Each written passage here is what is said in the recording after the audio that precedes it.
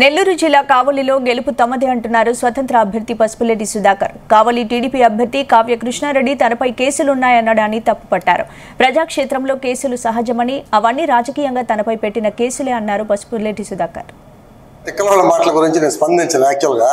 ఎందుకంటే మీరు అడుగుతున్నారు కాబట్టి చెప్తా ఉన్నా. పిచ్చోళ్ళు మాట్లాడేదానికి మనం స్పందిస్తే మనం కూడా పిచ్చోళ్ళు అవుతాం కాబట్టి నేను మాట్లాడను.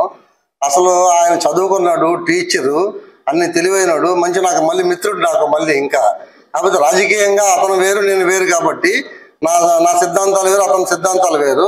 కానీ వ్యక్తిగతంగా మాత్రం నాకు మంచి మిత్రుడు. అంత తిక్కలాడు. కాకపోతే చంద్రబాబు నాయుడు మీద 100 కేసులు ఉన్నాయి. నేనేం దాచిపెట్టలేదు. అఫిడవిట్లో బిజినెస్లో రకరకాలు ఉంటాయి. అతను కాబట్టి ఇంట్లో నుంచి బయటకు రాడు, ఏమి తెలియదు, లోకజ్ఞానం తెలియని వ్యక్తి, ఇంట్లో నుంచి బయటకు రాడు కాబట్టి ఆయన మీద కేసులు ఉండవు. అతనికి పరివర్తన చెందలేదు, అతనికి ఏమీ తెలియదు కాబట్టి అమాయకుడు. నేను బజార్లో రాజకీయాల్లో ఉన్నాను, రాష్ట్రం దేశం మొత్తం తిరిగి రాజకీయంగా పనిచేశాను. అలాగే ఈ నియోజకవర్గం 2019 నుంచి ప్రతాప్ కుమార్ రెడ్డిని 3 చెరువులు దాగిపించి గ్రావెల్ మాఫియాని ఆపాను, ఎన్నో రకాల ఉద్యమాలు చేశాను కాబట్టి నా మీద కేసులు ఉన్నాయి.